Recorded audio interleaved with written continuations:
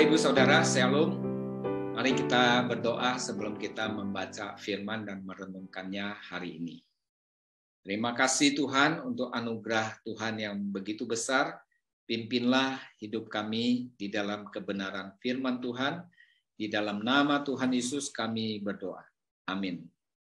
Pembacaan firman Tuhan hari ini diambil dari surat Roma pasal 12 ayat 9 sampai ayat 21. Saya akan membacakan bagi kita semua. Hendaklah kasih itu jangan pura-pura, jauhilah yang jahat dan lakukanlah yang baik. Hendaklah kamu saling mengasihi sebagai saudara dan saling mendahului dalam memberi hormat. Janganlah hendaknya kerajinanmu kendor. Biarlah rohmu menyala-nyala dan layanilah Tuhan.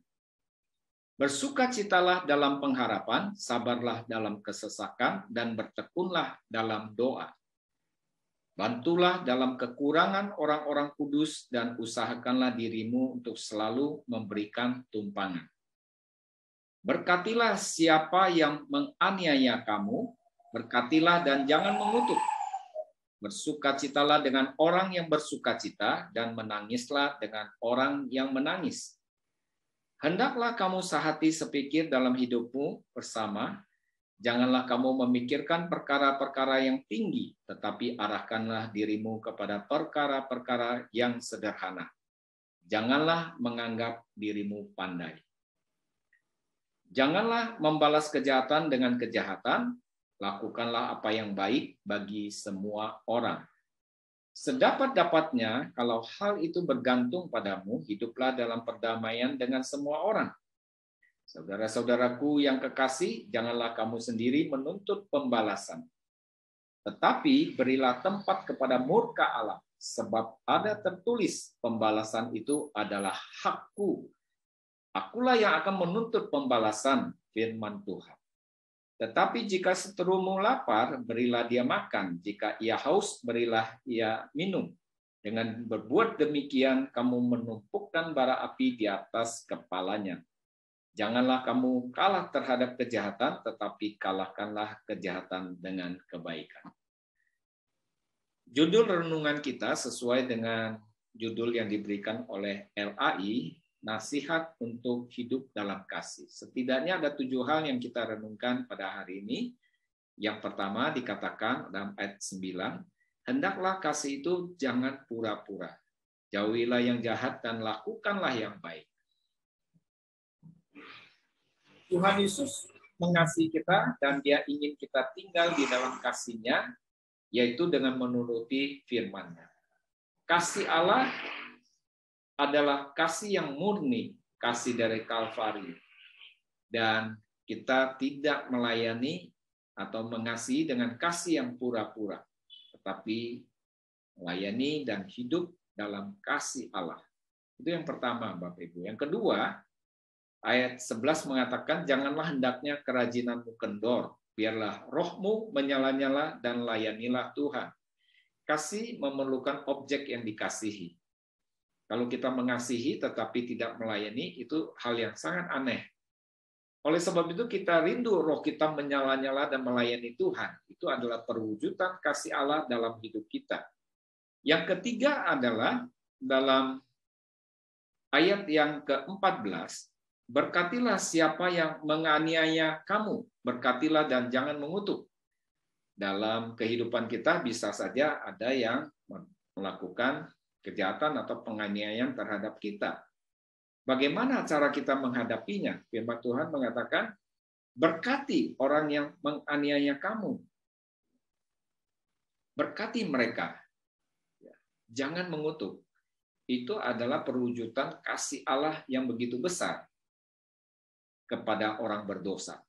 Nah, saudara-saudara, kemudian yang keempat dikatakan dalam ayat yang ke-15, bersukacitalah dengan orang yang bersukacita dan menangislah dengan orang yang menangis. Kalau kita mengasihi, tentu kita memiliki empati yang besar terhadap orang yang kita kasihi. Kita dapat merasakan penderitaan orang lain juga. Orang yang menangis, kita juga ikut menangis bersamanya, artinya kita memiliki empati yang dalam. Yang kelima adalah dalam ayat 17 mengatakan, janganlah membalas kejahatan dengan kejahatan, lakukanlah apa yang baik bagi semua orang. Jika kita melakukan membalas kejahatan dengan kejahatan, maka kita tidak ubahnya seperti orang yang berbuat jahat terhadap kita. Sebagai anak-anak Tuhan yang dipenuhi kasih Kristus, kita tidak boleh membalas kejahatan dengan kejahatan. Hal yang keenam adalah dalam ayat 19 dikatakan, saudara-saudaraku yang kekasih, janganlah kamu sendiri menuntut pembalasan, tetapi berilah tempat kepada murka Allah. Sebab ada tertulis, pembalasan itu adalah hakku. Akulah yang akan menuntut pembalasan, firman Tuhan. Seringkali kita berpikir, wah kalau saya mengasihi, memberkati orang yang berbuat jahat terhadap saya, tidak adil dong buat saya. Nah, saudara-saudara, firman Tuhan menasihatkan kepada kita bahwa pembalasan itu adalah haknya Tuhan. Tuhanlah yang adil, yang akan melaksanakan pembalasan itu. Kita tidak membalas kejahatan dengan kejahatan, tapi kita membalas kejahatan dengan kebaikan, saudara. Itulah yang ditekankan di dalam ayat 21, bagian terakhir, poin ke-7. Janganlah kamu kalah terhadap kejahatan, tetapi kalahkanlah kejahatan dengan kebaikan. Inilah nasihat Tuhan, dan inilah yang membedakan perwujudan kasih Allah dengan kasih dari dunia yang sangat berbeda. Kasih Allah adalah kasih yang memperbaharui, kasih untuk orang berdosa, kasih yang menyelamatkan. Dan Tuhan ingin kita tinggal di dalam kasih-Nya dan mewujudkan kasih Allah di tengah-tengah dunia di mana kita berada. Kiranya Tuhan memampukan kita dan biarlah roh kita menyala-nyala di dalam melayani Tuhan. Amin. Mari kita berdoa. Terima kasih untuk anugerah-Mu, kasih Allah yang ada dalam diri kami. Kiranya mendorong, membakar hati kami dengan roh yang menyala-nyala melayani Tuhan.